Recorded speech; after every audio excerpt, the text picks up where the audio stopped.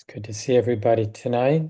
We'll take another minute or two to allow more folks to join in, but if it feels helpful, we can use this minute or two when we're settling in just to do our best to sense our online community. It's so much easier to be anonymous when we're doing something on Zoom together like we are. And then on top of that, I highlight or spotlight myself because we're recording these programs, so we don't see the gallery view. Um, so we have to be a little bit more creative to just look at the little rectangles and sense there's a human being out there and that we're gathering together in the way we do. And just to appreciate that we're not alone, that we have this shared interest in looking at the mind, looking at the heart in the ways that we do, and then just appreciating this person who lived a long time ago, and that person, the Buddha's wisdom is still resonating, still useful in these kind of pragmatic ways for us 2,600 years later. It's one of those very earthy miracles, that in a different time, in a different culture, somebody got to know their mind so well and was able to articulate their understanding that somehow, amazingly, it gets passed down generation by generation, and we're still benefiting from those insights and that articulation from the Buddha and all the generations of people that did their practice as best they could in their busy lives, passed it along to the next generation. It's pretty amazing. So let's go ahead and settle into our sitting time. Our body is a temple, so we cultivate this integrity in how we sit. And it doesn't matter our particular age or particular strengths or weaknesses of our body. Everybody can find, basically, we're letting the body that we actually have, we're letting it express this intention to be awake, to be right in the middle, to be unafraid of what we're feeling, willing to feel what we're feeling. So just every one of us, we're finding this way to sit that aligns with our deep intention to be wide open, sensitive, right in the middle, not distracted,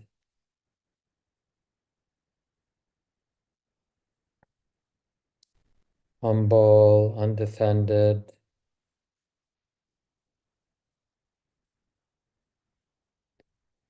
And maybe surprisingly, we find generally this feels good to align the body and the mind in this way. Feels good, trustworthy.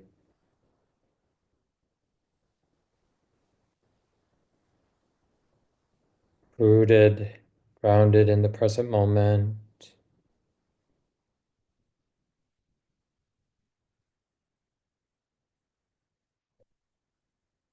And we give the heart, the mind permission not to have to figure anything out right now, not to have to make sense of anything or define our experience, explain our experience to ourselves.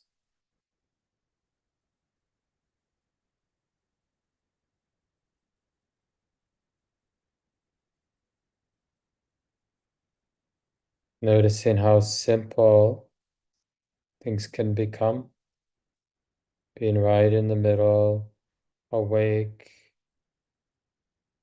released, released of our duties and responsibilities.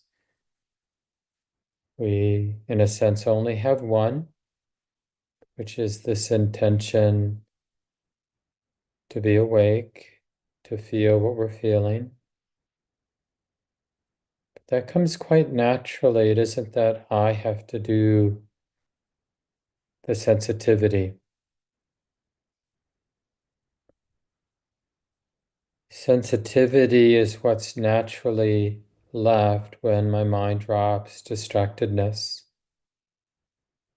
Kind of simple, raw sensitivity. Just the very nature of the mind, the sensitivity. So notice that.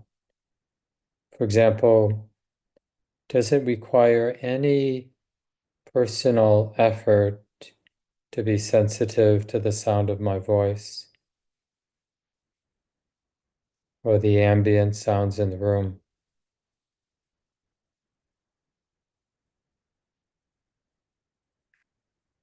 And it doesn't take any particular effort to be sensitive to what's moving in the body, whether you're feeling more gross level of sensation or more subtle, energetic qualities in the body. Notice, if you can, the effortlessness,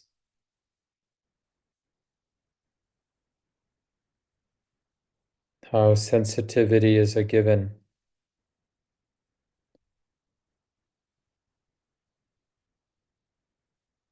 The very nature of this moment is this sensitivity. Experience is being felt, being known naturally. Can't be other than that.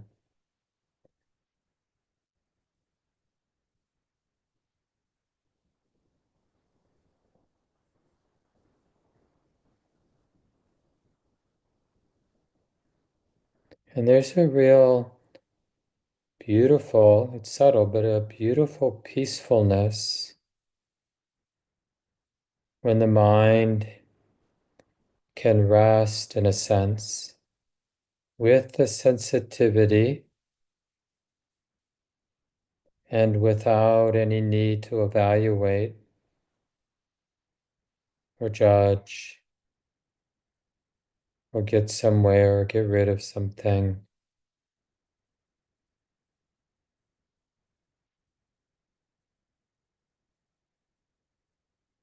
See if you can sense that peacefulness, really a healing peacefulness that arises as the mind becomes more simple, more simply aligned with this natural sensitivity. Or you could say natural wakefulness, natural non-distractedness. And just keeping this in mind.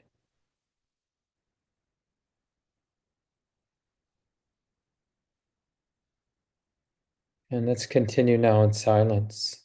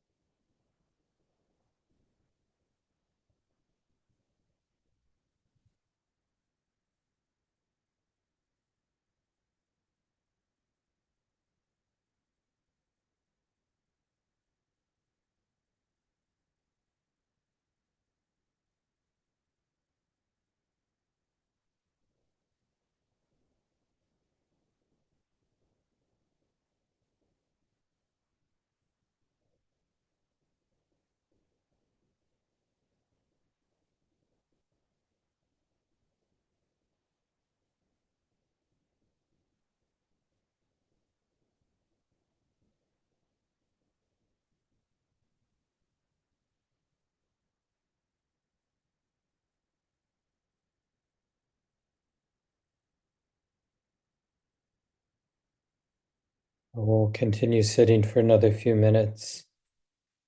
Let's remember this particular theme of simplicity. So we're being right in the middle, not afraid of whatever exposure, whatever's moving in the body and the mind,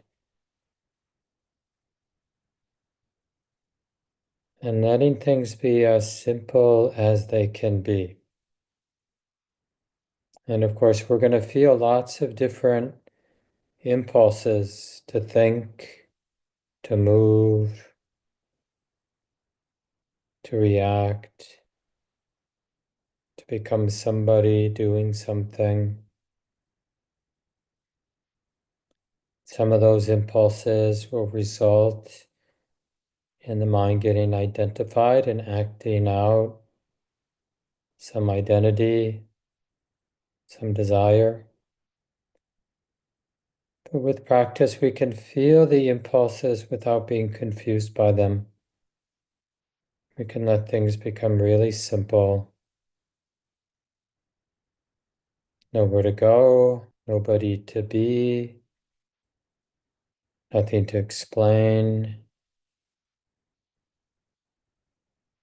And in this way, we're cultivating a taste for freedom, something that's here and now. See if you can notice.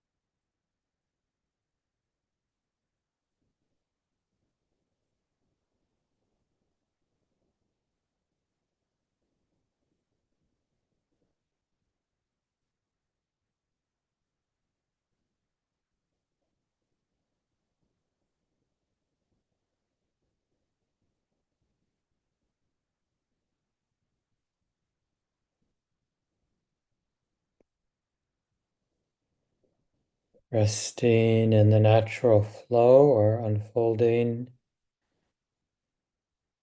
of the moment.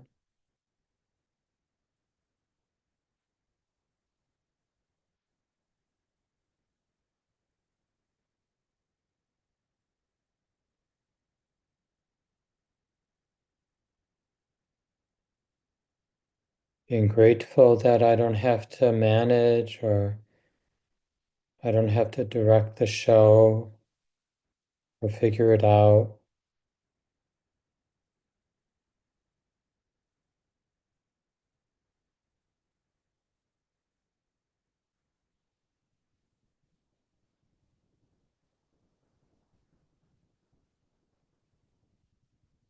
And we're allowing the peacefulness to have its effect on the body and the mind and heart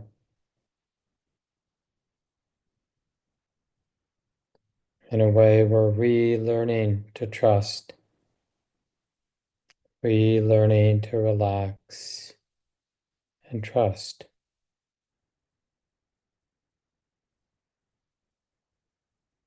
that it's okay.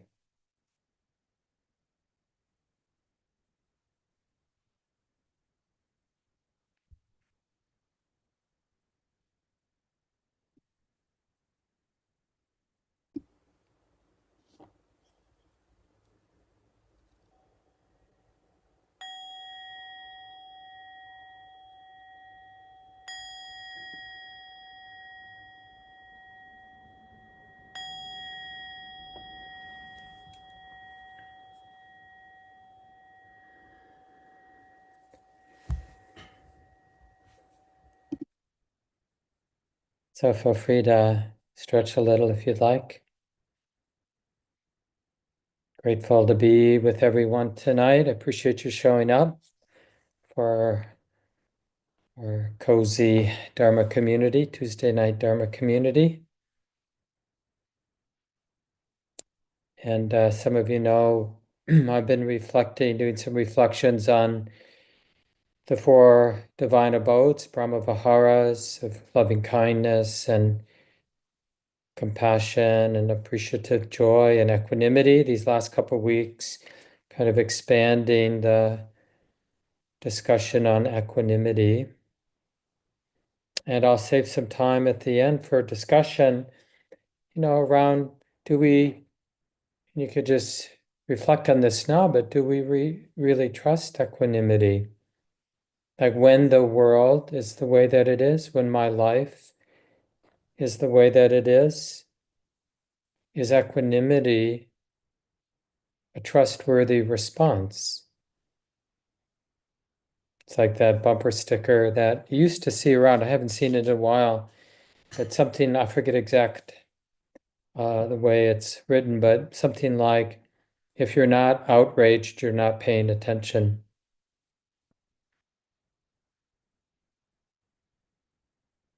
And clearly there are some shadows to what we call equanimity, right? That tendency when things are overwhelming or hard to bear, that we become indifferent or resigned, we give up, we get identified with helplessness. So there are any number of ways that might in some manner look like equanimity, or we think it's equanimity, but it's actually maybe a more subtle kind of aversion or closing down. So that's why sometimes and I think other people, I don't know where I heard it, but consider equanimity as a radiance, something like an enlivened balance. Sometimes I'll use that phrase. So there's something in the experience of equanimity that is a coming alive, right? We experience as if I'm coming more alive, more and more alive because of the unflappableness. And for me, equanimity reminds me of one of these, I think, really radical aspects of the Buddhist teachings, as I understand it at least, but that that we talk about things like acceptance or balance, non-reactivity, the heart free from craving, free from greed and aversion. But all of that, those instructions are in the context of living a real life and being exposed to what we humans, what we living beings are exposed to, the 10,000 joys and sorrows, or Another way we talk about that in the early Buddhist tradition is the eight worldly winds, or the eight vicissitudes of gain and loss, praise and blame, pleasure and pain, fame and disrepute. And it's just different ways that we talk about the way it is. So, like, what is a human life? Or even more broadly, what is the life of a living being? Well, it is this dance of pleasure and pain. That's kind of the definition of having an existence, is this mixture of pleasure and pain. And if you're in a deva realm, an angelic realm, well, then you get more pleasure and less pain. And when we're in a hell realm, we have more pain and less pleasure. But all the realms, all the ways that we experience life, whether we're going through a bad phase of our life or a really nice, pleasant phase of our life, is this mixture. And the equanimity, the non-reactivity, the freedom from craving, the freedom from greed and hate, the radiant, enlivened balance is always going to be in the context of being exposed to real life, to that ungovernable, uncertain unfolding of pleasure and pain, which is how it always has been for us and always will be. So the awakening is in the context of that exposure. And it's really nice because it creates in our mind, at least, and in our, hopefully in our practice, um, a, a helpful correcting idea, which is I'm not trying to escape the uncertainty of what's unfolding, the pleasure and pain that just comes with the exposure of having an existence. Because we can sometimes will think that that's what spiritual life is about. Like, I want to get to heaven where I'm not exposed to the variability of pleasure and pain, joy and sorrow, fame, praise and blame, all the different um, uncertainties and vulnerabilities. If only I can get into that perfectly even place where all the sensations are just as I want them to be. All of the experiences, all the sounds, all the thoughts, all my interactions, just right, just the way I want them. And that's worldly life, where we're sometimes desperately um, organizing and manipulating the conditions of our lives to try to get to that sweet spot when nothing will bother us. So we can have equanimity. We can have the peace of not being bothered by existence because we're in that sweet spot. And of course, what we find, if we're honest and we pay attention, is that so much of the hell that we experience and that we cause for other beings is precisely because we're seeking that sweet spot. Because I'm desperately seeking the sweet spot, I can justify all kinds of harm on others, manipulating, taking advantage of the power that I have to get what I want, even if it means other beings are going to suffer the consequence. Or even the stressfulness in my own body and my own mind of needing something that's other than the way it is for me right now. Even that is a sometimes subtle, sometimes not subtle at all, kind of violence for myself. It's like I'm in conflict with reality because I want that sweet spot where everything's going to be just right. I was rereading an article I like a lot, and I'll put it in the chat right now. These are the resources for some talks in equanimity. And I think the first link under the resources is this article by Joko Beck. Some of you may know her. She's passed away now, but I found her to be a really wise teacher. She was the head of the San Diego Zen Center for many couple decades, well into her early 90s, I think. She kept teaching, and a couple wonderful books that you can track down. Charlotte Joko Beck is her name. And she has this great little teaching in this article. It's all about that. It's called Joy. Um, and she later in the article says, joy is whatever is happening minus your evaluation or minus your opinion of it.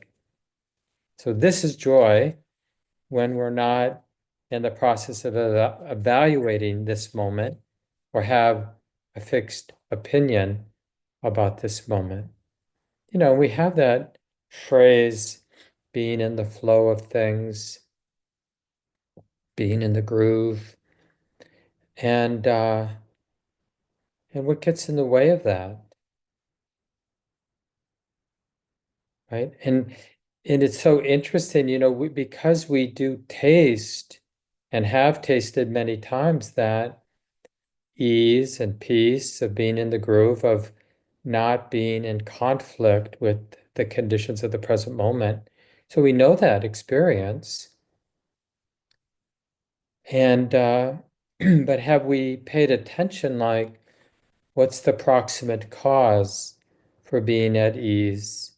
What's the proximate cause for being in conflict? I mentioned last week, if we weren't here, like equanimity really depends on that vast view, like including the whole truth of the present moment. And it's both an expression of equanimity that the heart can include the whole truth of the present moment, but it's also the means to equanimity, like that quiet, stable confidence of the heart arises precisely because, the balance that we experience is precisely because my heart in moments doesn't feel the need to reject anything, to be in conflict with anything, or even to be disinterested in anything, right? That it's almost like I don't know if it's sometimes nice to use strong words because it challenges us. So it's like equanimity. I like equating equanimity with vulnerability, just as a way of avoiding the way we might construct equanimity as being indifferent or being distant or being disconnected. So the equanimity, the radiant, enlivened balance is precisely because we've made peace with vulnerability. And we just start where it's safe. We don't have to go right to the most difficult thing in our life. We can just practice along the edges, being a little too cold, a little too warm, a little restless, maybe too many thoughts moving through the mind. And it just seems like it's a problem that we should evaluate from the self-centered point of view. My mind is spinning, spinning, spinning, and I don't like it. And let me think about like what dharma move I should do, or let me evaluate, like, why is this happening? Why does this always happen to me when I sit? Right? Which is just more of that entanglement.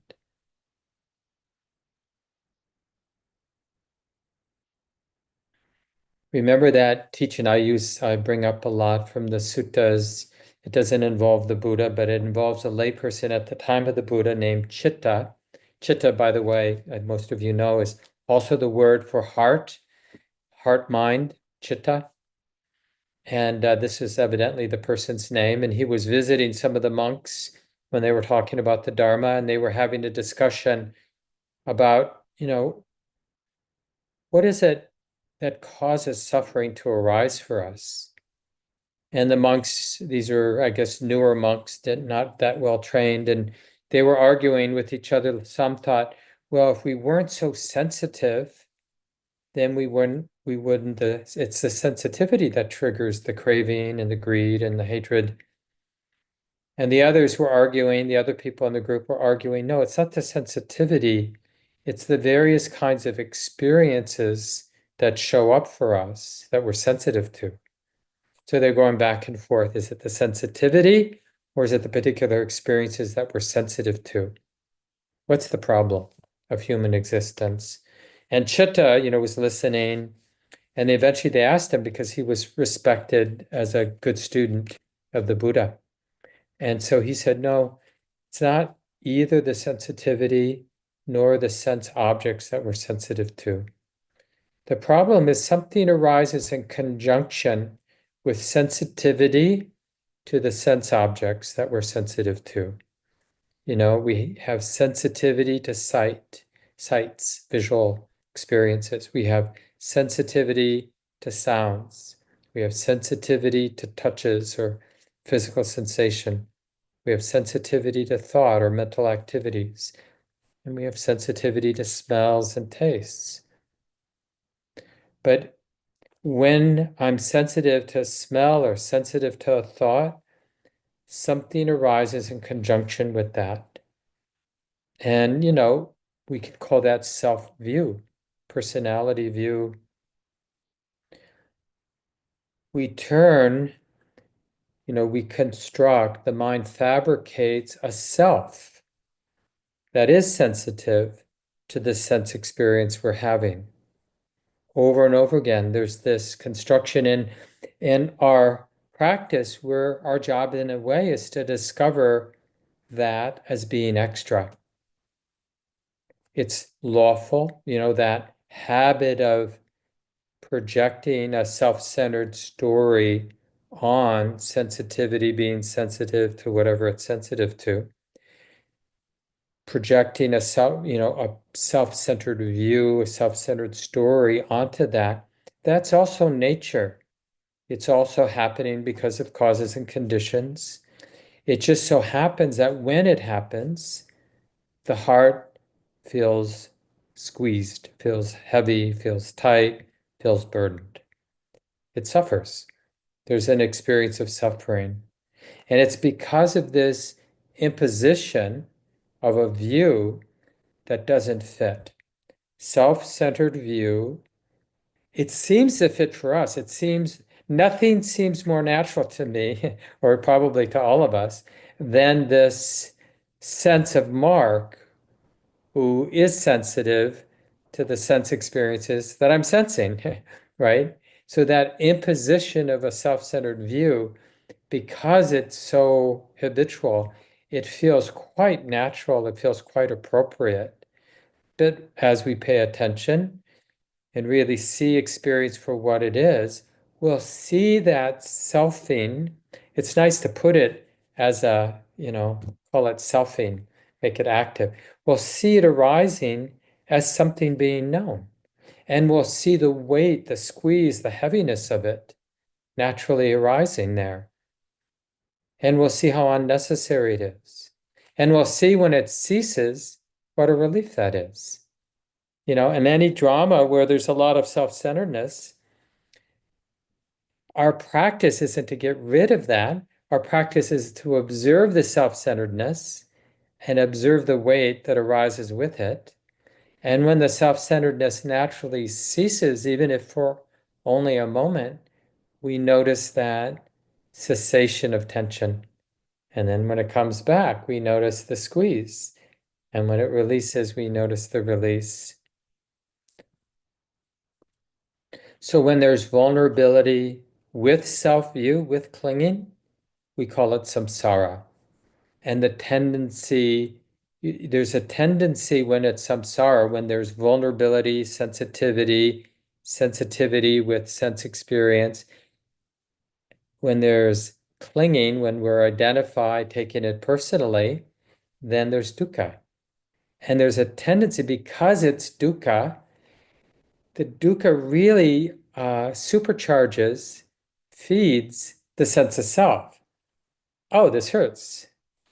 And this can happen with greed and aversion. Like, if I really want something, we feel the squeeze of really wanting something and the anticipation of that squeeze going away when I gratify that desire.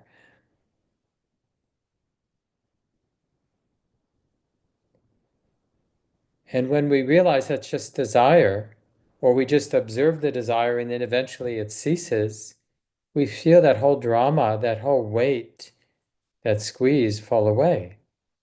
That's what's so important about the whole experience of suffering being something to wake up to instead of something for me to fix from that self-centered view. That's just more cause for suffering, thinking that I'm going to resolve it or get rid of it. No, we want to understand it. We want it to, in a sense, reveal itself. All of these patterns reveal itself. And then when we see a moment, where we're sensitive, vulnerable to the sensitivity that senses sounds and senses thoughts and emotions and sensations and sights and smells and tastes, but without the clinging, then we're aware, the mind, the heart is aware of the awakening process, the movement toward freedom. Nobody, no problem, right?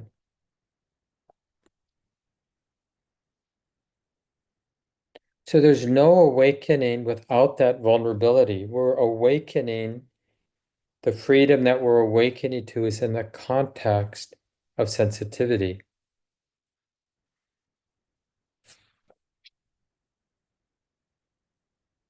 This is from Sadhu Tejaniya. I'm not sure I read this last week.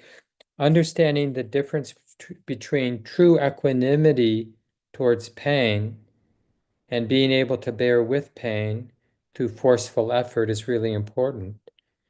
True equanimity is the result of understanding the nature of liking and disliking through observation and investigation.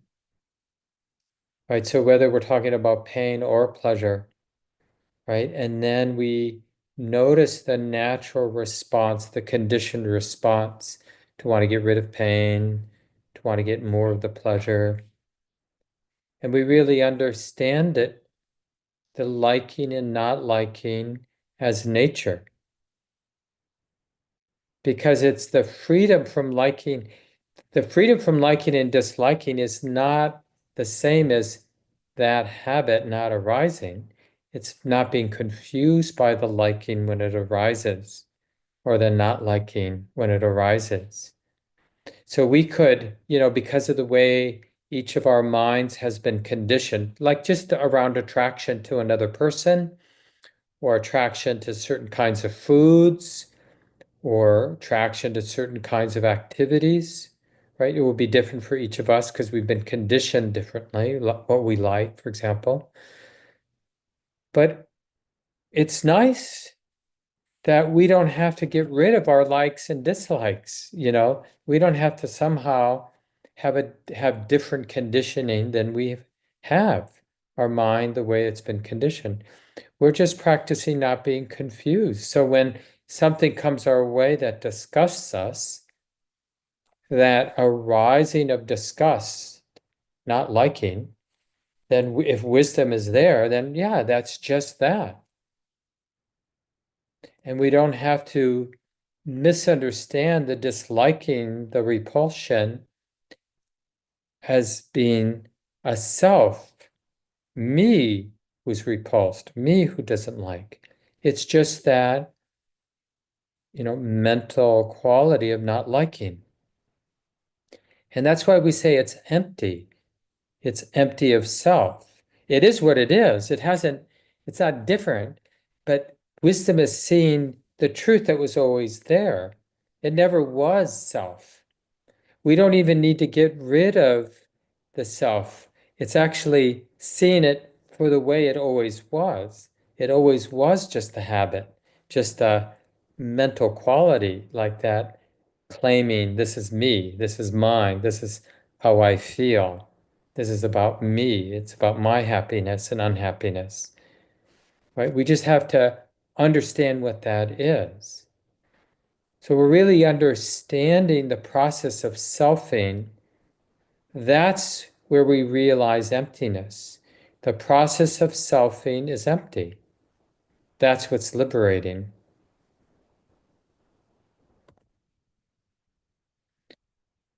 This is from Sadhu Tejaniya as well. Before we can effectively practice mindfulness meditation, we must understand right view or wise view. By simple observation with a calm mind, we will soon see the mind as nature, not I, not self, not personal. No one is there. The mind is a natural phenomenon. You are practicing to discover this nature. So that means the mind that's acting out in unskillful ways, that's nature. No, that's not some aberration from nature. That's also nature. Or the mind that's unfolding in a really beautiful way, free way. That's also nature. So the Buddha says in the Middle Link Discourses, thus one regards it as empty of whatever is not there. Whatever remains, one discerns as present. There is this, right? There's sensitivity, knowing this, feeling this. That's it. And it's empty of anything other than that. So we could call that vulnerability, right? But it's just the way it is. This is our karma in a sense. Having taken birth, we are going to be sensitive to whatever shows up internally, externally, through these six things: seeing, hearing, smelling, tasting, and all the touches, subtle, energetic qualities of the body, as well as the grosser level of sensation, and all mental activity, the great sort of nuanced flow of mentality, emotion, thoughts.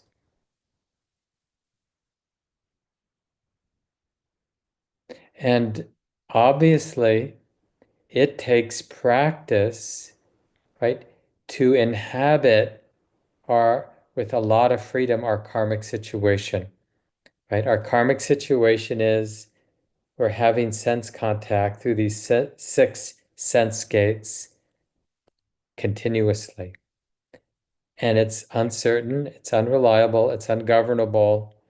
Some of us have a relatively easy go of it. Some of us have a very terrible go of it, more of the hell realms, less of the angelic, wonderful experiences, right? But whatever the flow is for each of us, relatively unpleasant, relatively pleasant, this is just how it is. We each have our own particular share of pleasure and pain, gain and loss, praise and blame, fame and disrepute. And there's nothing about it that's fair. It's just lawful. And when we say it's lawful, it doesn't mean you deserve what you're getting. It just means that the innumerable complex unfolding of causes and conditions are what they are.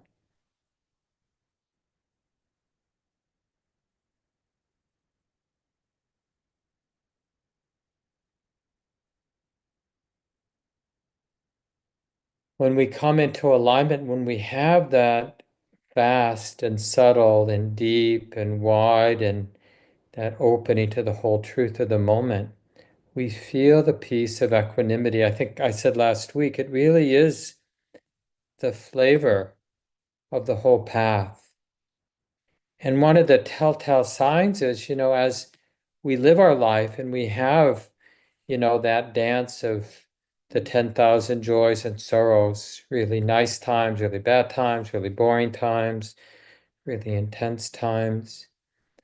We just sense that space of non-reactivity, that space of balance. And it doesn't mean that even in a visceral way, the body and mind doesn't flinch, isn't touched or affected by what we feel. It just means on some level, wisdom and awareness is attuned to the big picture. and the profound balance that arises when the whole truth is understood. And the whole truth includes what's here, but also includes what this is empty of. It's just this. It is this wild exposure, but the profound radical thing is this profound, exposure to what's unfolding doesn't refer back to somebody. And that's really the teaching on anatta, which what we've been studying at the Buddhist Studies course this summer or this spring. We're now it's one more week left next Monday. But it's recorded and on our YouTube channel, and eventually will be on Dharma Seed as well, the audio. But you can listen to the course, the Buddhist Studies course on anatta by going to the website and looking under Buddhist Studies. And like I said, there will be 4 weeks. 3 weeks are already up on our YouTube channel. And this teaching, the Buddhist teachings on anatta, which usually gets translated as, teachings on not self. So it's not a concept, not self, but it's really an insight like this experience that each of us are having and are having moment by moment. The mind or wisdom can wake up and see what's not here. So the mind generally is presuming something is here that's actually not here. It's presuming that there's sort of permanent mark to whom experience is happening is here. But what we find is, no, there's sensitivity to the experiences that we're sensitive to. That's what's here, and it's empty of anything else. And even all my personal thoughts about me and what's happening to me and what I like and what I don't like, those are thoughts that the mind that is sensitive to. And the emotions, the mind is sensitive to those emotions. So there's a natural unfolding, lawful unfolding, based on all that's in motion, what we call causes and conditions. And in this life, we will be sensitive to the particulars of that unfolding. As I said a few minutes ago, that's our karma, is how we say it, in the sense of that's what's in motion. And in this particular unfolding, then we're going to be feeling sensitive to whatever shows up internally, externally through these 6 sense gates.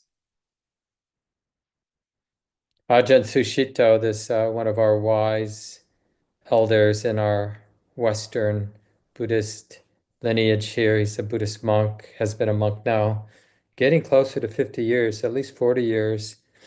And he says, what intention can you offer as dana, generosity, to unpleasant feeling? And then he answers his question, let me not fight you anymore. Let me refrain from hating you. Let me refrain from pushing you out of my life. Right? So that's the wisdom of equanimity. We're still going to have toothaches and heartbreak and be too cold and, all the things that come with existence. But we can have this, so there's that sensitivity, but there's that wisdom that aversion doesn't help. Ill will hurt. Greed, wanting something better, hurts. So we let what's showing up be what it is because it's already here. So to be hateful or to be greedy about a better situation, we miss what can arise in that moment, which is the peace of equanimity. Oh, it is like this. So let me relate to this with kindness and with wisdom. You're here, honey, this moment, like as if we were to say to each moment, oh, you're here. I see you. You're here. This is how Sylvia Boorstein sort of spells it out. She says, the practice of equanimity develops the habit of accepting by experiencing the happiness of impartiality, by paying attention to the whole truth of every moment, the happiness of impartiality. We have to get to know that. We have to be interested. Is that really something? Is there a happiness of impartiality? And then she writes, and it's supported by intuiting and acknowledging that this is a lawful cosmos, just and comforting in its dependability. Doesn't mean we understand it, but it's lawful, right? Understanding karma, cause and effect, and interdependence. And she ends this by saying that equanimity manifests as compassion. It's precisely because our heart knows how to be balanced in the wild ride of life, the ups and downs, the eight worldly winds. It's because of that balance that the heart can respond with compassion, with tenderness. It's like, because otherwise, if I have self-view and I'm reacting to the joys and sorrows through that lens of self, that imagined Mark who's, wants the joy and doesn't want the pain, then I'll be self-obsessed about holding on to the pleasure, managing the pain, getting rid of it. But when we have the wisdom of equanimity, well, then all that's left is just we see all the sensitivity, every being sensitive to what they're sensitive to, joys and sorrows, and it touches our heart. We appreciate the beauty, the goodness, and we're tenderized and responsive to all the suffering.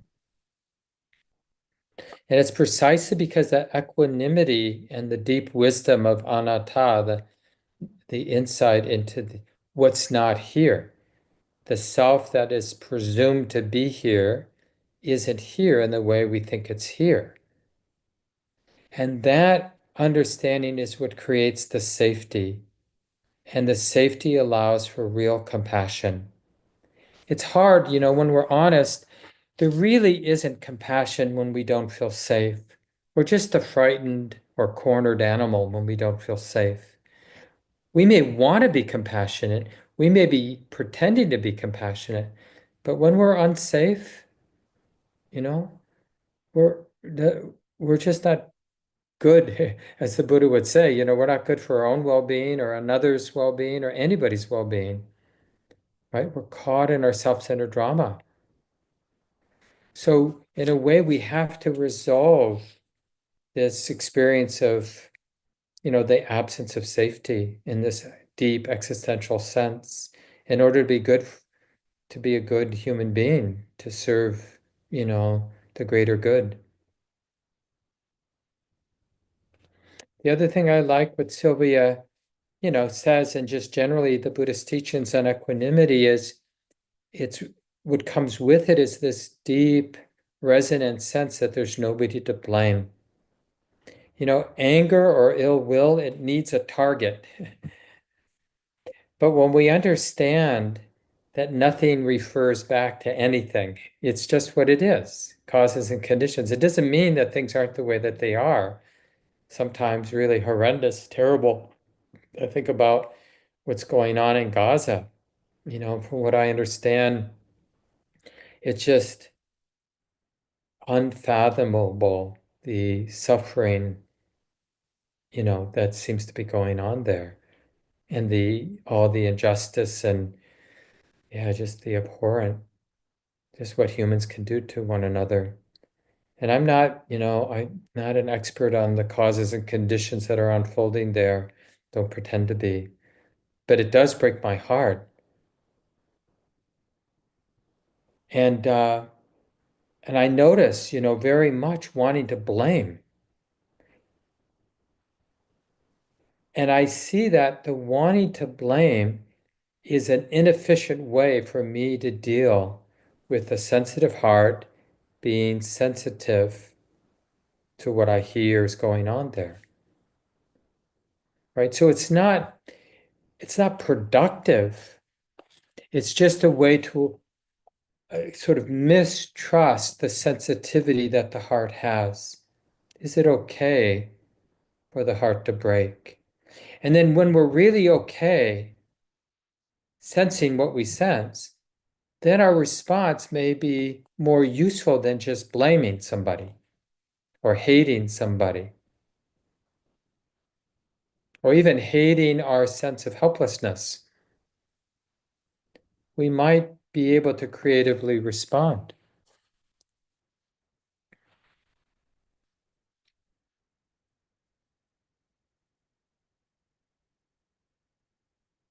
The Buddha says a nun, a monk becomes worthy of respect and offerings if they are neither elated or depressed in regards to what is experienced through the six senses, but instead dwells with equanimity, mindfulness, and clear comprehension.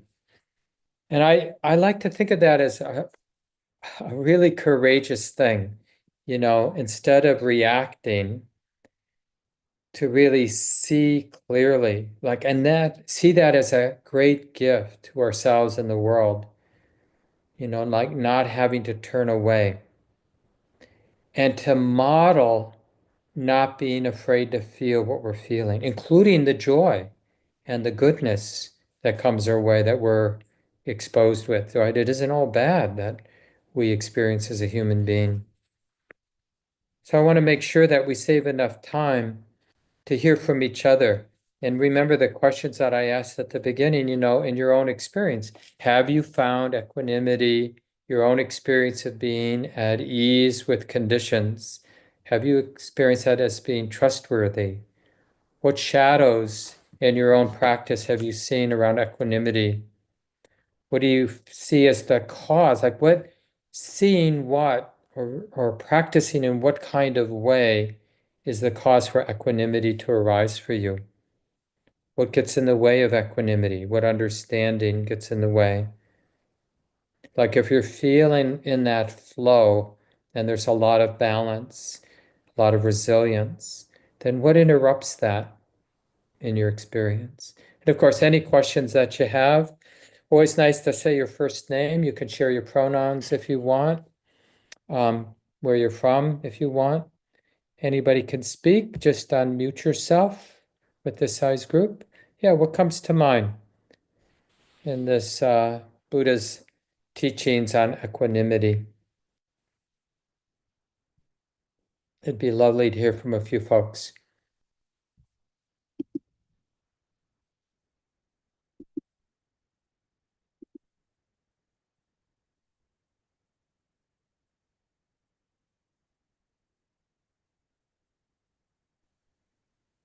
Hi, this is Anne. I'm joining from Madison, Wisconsin on Ho-Chunk land. And I don't know how it exactly relates to the questions, but so I would say it's been pretty much a hell realm for me in the last months. Lots of health stuff and uncertainty, um, and it's very, very reassuring and calming to say the words that I committed to memory that Ajahn Suchito said that you read, Mark, about, particularly when certain sensations arise, it's like, oh man, the mind can spin about how it's never going to be better and what's going to, that whole stuff. And instead it's like, oh, honey, let me not fight you anymore. Not that I have to do anything about it. It's such a sense of relief, kind of gets me out of that, what should I do about this? That, I guess, that fix it mode, figuring it out. And then the other thing is it's very, very unpleasant and not at every minute, thankfully. And but that's kind of the overriding theme right now. And um I'll have this thought of like uh, that it really isn't personal. Like it isn't which seems very odd, but it just like I don't take it so personally. I don't want it and it's hard. But there's some kind of disengaging from really being super self-centered about it. And and then I and so then I think, well then, and I go back and forth a lot. But they're both present without thinking, well, how can I think about this? It just kind of arises that, oh, this just really isn't, this isn't about me. This is something, causes and conditions and lots of people in lots of pain. So I don't know if that makes any sense, but I offer that to our group. Yeah. Yeah, it's a deep teaching. And it's nice, like in our stories, oops, it's nice in our stories that we get from the time of the Buddha. Like even the Buddha, as he got old, suffered what people, when they get old, suffer from, right? He had a bad back, basically lived outside his whole last 45 years of his life, as a wandering monk. And so, conditions being what they are and getting old, into his 80s, um, he had a really bad back. And sometimes he couldn't sit and give a talk, and then he'd go lie down somewhere and ask one of the senior students, the other monks, to give the talk that night. So it's sort of, I find that good. Like deep insight doesn't mean our body doesn't fall apart or that dear ones don't die and our heart feels that pain of loss or beautiful things happen. There's an example in the suttas where the Buddha, with his attendant Ananda, his cousin, who was also a monk and younger than him and was sort of his attendant for many years, they just had a particularly nice view of the rice paddies. And so there's just a section where the Buddha is just commenting on the orderliness, looking out at some distance of the patchwork of the rice paddies, just really appreciating that kind of orderliness. And even I think then he told Ananda, oh, when the monks and nuns sew their robes, they should have that same orderliness as they sew their robes together that I see, looking out at the different plots of land, that are under cultivation. So just that a mind that's appreciating a nice view, right? So it's just nice that equanimity doesn't mean we're not human. It just means we're not confused by the human experience, like chronic pain, like Anne was talking about, or, serious medical stuff. Yeah, thanks, Anne, for sharing with us. Who'd like to go next?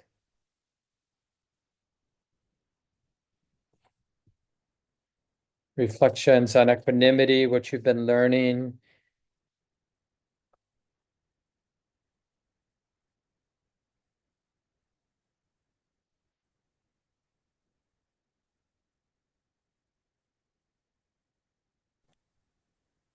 I'll go next. My name is Edith. I'm from Iowa, she, her. Um, what I notice that most gets in the way of being equanimous is seeing a situation or a way of being where I should be equanimous and then trying to get there. And so the self really arises recognizing maybe what would be the right view or the wise view, and then really trying to get there so that I am something that's more pleasing to what more pleasing than what I'm experiencing. Yeah. Anybody recognize what Edith's talking about? We all do. Yeah, and I think I mentioned it maybe last week or maybe 2 weeks ago, but this simple teaching from one of the Thai forest masters, and it's mountains are only heavy if you try to lift them. And it's somewhat related to what Anne was talking about, just that relating kindly. I don't want to be in conflict. But another kind of way to inspire equanimity in our minds is just a different kind of question. Do I have to lift this up? So like in Edith's example of trying to be equanimous, right? As soon as we experience the weight of needing, like thinking, oh, I should be more equanimous here instead of reactive. And then just, do I have to pick that up? That feels like a heavy load to need to be equanimous right now when my mind is freaking out a little bit or whatever. Do I need to? It's already an unpleasant experience for me. So to impose on myself this idea that I should be equanimous, do I have to pick that up? It feels really nice not to pick it up. It's like a gift all around for me not to impose that idea, oh, I should be equanimous here. I should be forgiving here. Because that wouldn't be forgiving anyway, right? It's like you suggested, Edith, that imposition, that's not equanimity. That's, you know, yeah, it's just another way of trying to manage things. And the willingness, like when there is reactivity, that willingness to see the reactivity without demanding that it be other than what it is, that turns out to be wise and equanimous.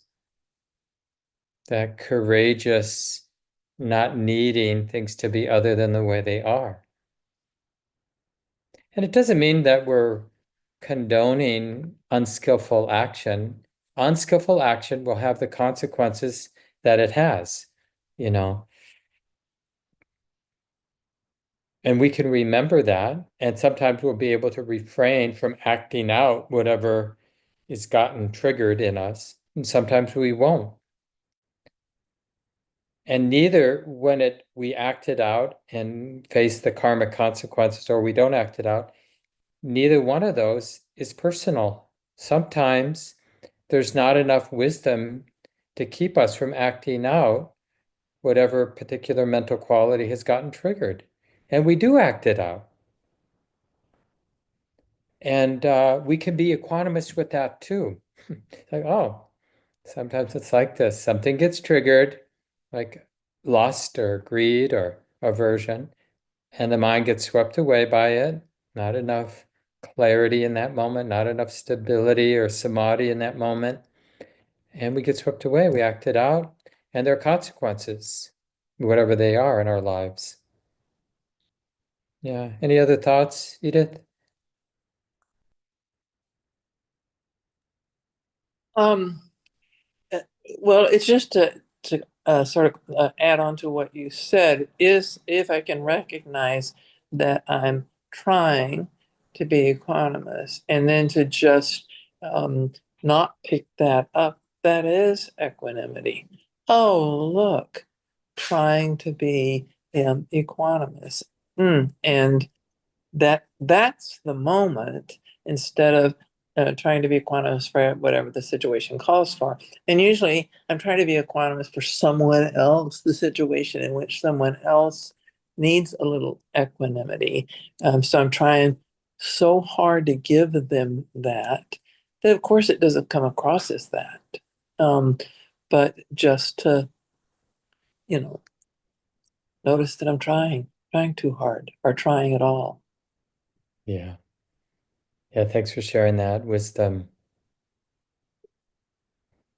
Well, maybe we should leave it here. I want to remind people, one of our sister organizations to Common Ground Meditation Center is the Twin Cities Vipassana Collective, and there's going to be a retreat June 8th through 15th, led by Deborah Heltzer and Annie Nugent, two people that I know well and have taught with, wonderful teachers, and Wynn Fricke, who's I think here tonight, is going to be assisting. So there's still space in that retreat, in person only here in Minnesota, for those of you out of town. And you could just go to the Twin Cities Vipassana Collective website. And lots of other things coming up. I'll be leading the day-long retreat on the 24th. Still room for the Zoom community for Shelley and Wynn's retreat coming up. I think that first weekend in June, and lots of other things as well. So thanks for showing up, everyone. Really appreciate being with all of you, and those of you who made some comments. Feel free to